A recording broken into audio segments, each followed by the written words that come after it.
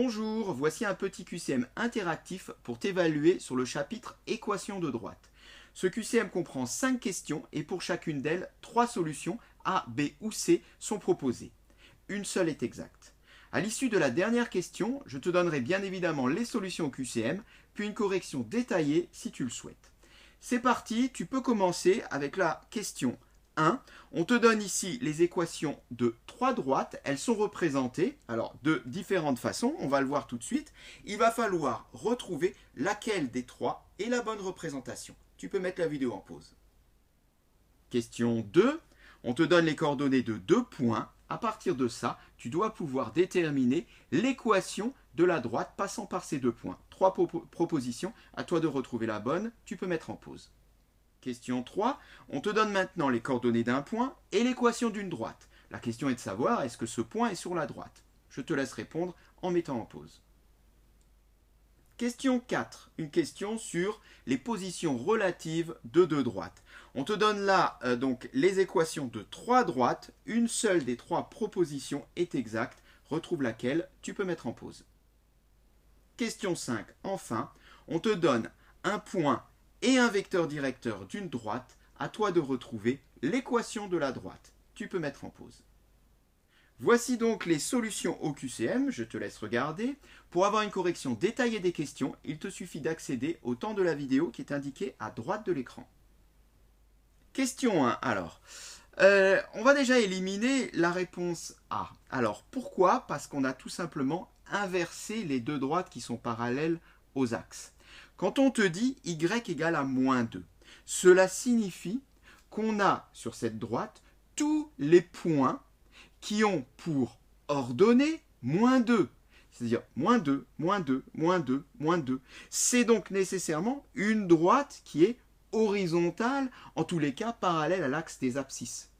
Donc, il faut trouver sur les 3 représentations là où j'ai une droite qui passe par le point d'ordonnée moins 2. Et là, on voit bien que la réponse A ne convient pas puisque la droite bleue passe par le point d'ordonnée plus 2. Et on voit qu'on a inversé avec x, puisque à l'inverse, quand je dis x égale à 2, cela veut dire que cela représente tous les points qui ont pour abscisse 2.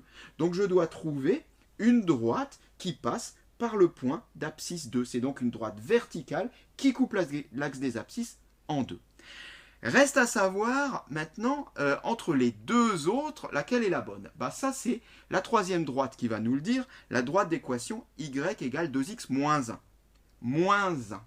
Moins 1 signifie que l'ordonnée à l'origine de notre droite est moins 1. Cela signifie que notre droite doit passer par moins 1 sur l'axe des ordonnées. Et bien là, on voit bien que dans la réponse B, ça marche, elle passe par moins 1. Par contre, dans la réponse C, elle passe par plus 1. Donc, en réalité, la réponse C correspond à la droite d'équation y égale 2x plus 1. Question 2.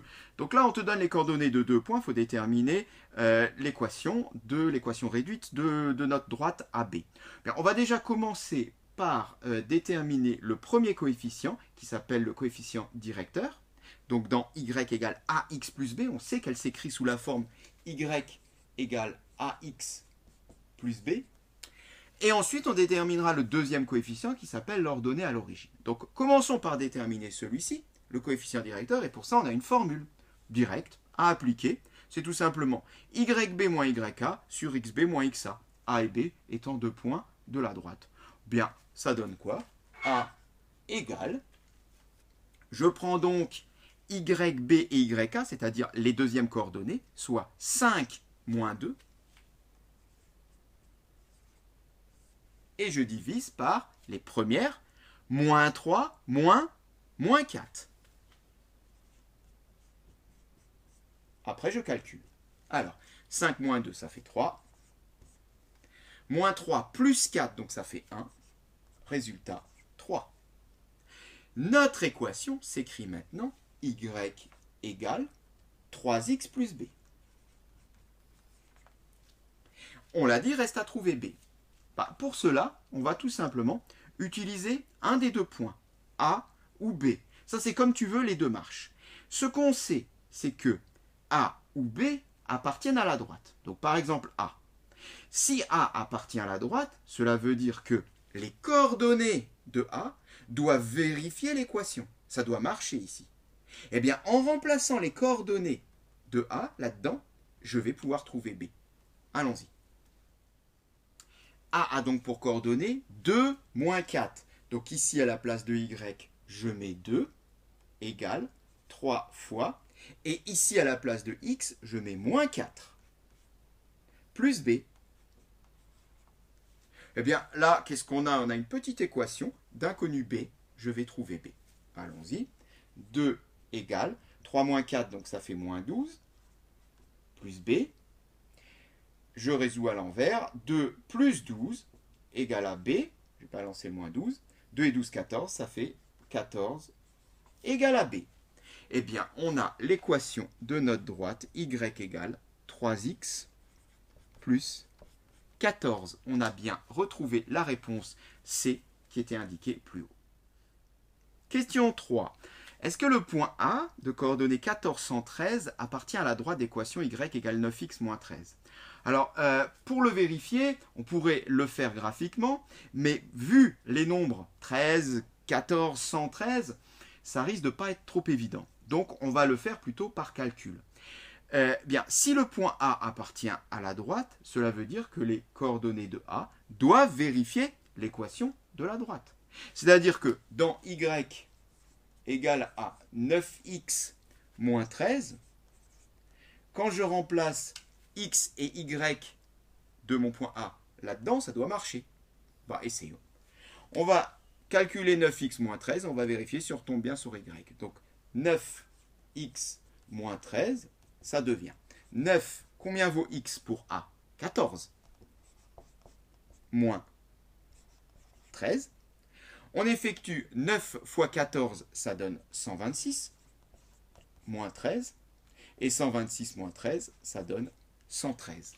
Eh bien, 113, on retrouve bien notre 113. C'est-à-dire que j'ai bien ici, en remplaçant x par 14, je retrouve bien y égale 113. 113 est égal à 9 fois 14 moins 13. Eh bien, le point A vérifie l'équation de la droite. Donc, le point A est sur la droite. Il fallait bien répondre oui. Question 4, donc une question sur les positions relatives de deux droites. Alors ce qu'on peut déjà rappeler, c'est que deux droites sont parallèles à condition qu'elles aient des coefficients directeurs égaux. Alors c'est facile à comprendre. Qui dit coefficient directeur dit direction. Pour que les droites soient parallèles, il faut bien qu'elles aient la même direction, donc les mêmes coefficients directeurs. On va répondre globalement aux trois propositions et pour cela, on va essayer de comprendre graphiquement ce que cela signifie. On ne va pas faire ça dans un repère, simplement les positions relatives de nos droites. Déjà la première, D1, y égale moins 5x plus 3. Alors celle-ci, on détermine très facilement son coefficient directeur, c'est moins 5. C'est donc une droite moins 5, moins, donc qui descend, ça correspondrait donc à une fonction décroissante. Donc on pourrait la tracer de cette façon-là, D1, qui est fortement décroissante d'ailleurs, puisque le coefficient c'est quand même moins 5, donc ça va aller assez vite. Ça, c'est pour D1. Est-ce que D1 et D2 ont le même coefficient directeur? On a l'impression comme ça, puisque D2, c'est y égale moins 5. Non, pas du tout. Y égale moins 5, je rappelle, y égale ax plus b. Donc là, c'est comme si on avait y égale 0x moins 5. Donc le coefficient directeur de la droite D2, c'est 0. Y égale moins 5 correspond à une droite qui est parallèle à l'axe des abscisses, et qui regroupe tous les points qui ont pour ordonnée moins 5, moins 5, moins 5, moins 5, moins 5. Donc, on voit déjà qu'on peut éliminer la proposition B qui disait D1 et D2 parallèles. Non, D1 et D2 sont séquentes. Et qu'est-ce qu'il en est de D3? X égale moins 5. Est-ce que là, ça veut dire que le coefficient directeur de D3, c'est moins 5? Eh bien non. C'est pour les mêmes raisons. X égale moins 5 correspond à tous les points qui ont, cette fois-ci, pour abscisse moins 5. C'est-à-dire, c'est une droite qui est verticale, parallèle donc à l'axe des ordonnées, au niveau de l'abscisse moins 5. Là, si j'avais l'axe des abscisses, je me situerais en moins 5. Ça élimine donc la proposition A qui dit que D1 et D3 sont parallèles, donc D1 et D3 sont également séquentes. Il fallait répondre D2 et D3 séquentes, proposition C, normales, puisqu'elles sont chacune parallèles à un axe de notre paire, donc elles sont bien séquentes. Question 5. Alors ça, c'est une question assez classique, on va rappeler la méthode. Pour ça, on va faire un petit schéma. Voilà notre droite D. Notre point A, qui est donc sur la droite D, et un vecteur U, qui est donc directeur de la droite D, donc qui est dans la même direction que la droite D.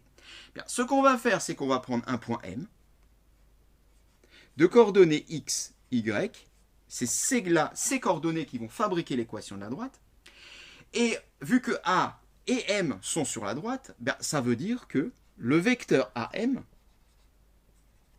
est également un vecteur directeur de la droite. Cela veut donc dire que les vecteurs AM et U sont collinéaires. Et si donc AM et U sont collinéaires, on va pouvoir faire marcher le critère de collinéarité. C'est ça qui va faire après apparaître l'équation de notre droite. Alors, calculons les coordonnées de AM.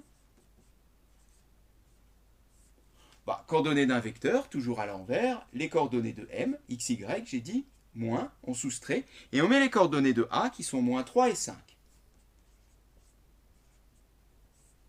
Alors du coup, on a moins 3, on va mettre plus 3. Les coordonnées de U, on peut les rappeler. 4, moins 2. Et comme on l'a dit avant, ces deux vecteurs sont collinéaires. Donc, il vérifie le critère de collinéarité qui nous dit que ça fois ça, moins ça fois ça est égal à 0. Le critère de collinéarité, c'est rien d'autre que les produits en croix qui nous disent que ce produit-là est égal à ce produit-là. Il y a proportionnalité entre les coordonnées des deux vecteurs. Donc, allons-y. X plus 3 fois moins 2, je vais l'écrire dans l'autre sens, moins 2 facteur de x plus 3, moins y moins 5 fois 4. Je l'écris dans l'autre sens. 4 facteur de y moins 5. Et ceci, ça fait 0. Modifions l'écriture de cette équation et regardons si on tombe sur une des 3 équations données dans l'énoncé. Évidemment, on doit retomber sur la réponse A. C'est parti, ça fait donc moins 2x moins 6, moins 4y plus 20, égale à 0. J'ai développé. On regroupe, donc moins 2x moins 6 et plus 20, ça fait plus 14, moins 4y égale à 0. L'idée est d'isoler y, c'est bien ce qui est écrit dans les équations. Donc, je balance tout. Moins 4y est égal à 2x moins 14. On divise tout ça par moins 4. Ça fait donc du 2 sur moins 4. X moins 14 sur moins 4. Et en effectuant tout ça, bien 2 sur moins 4, ça fait moins 0,5. X. Moins par moins, ça fait plus. 14 sur 4, ça fait 3,5. Regardons. Y égale moins 0,5 plus 3,5, c'est bien l'équation donnée dans la réponse A, c'est bien ce qu'il fallait trouver. Cette séquence est terminée.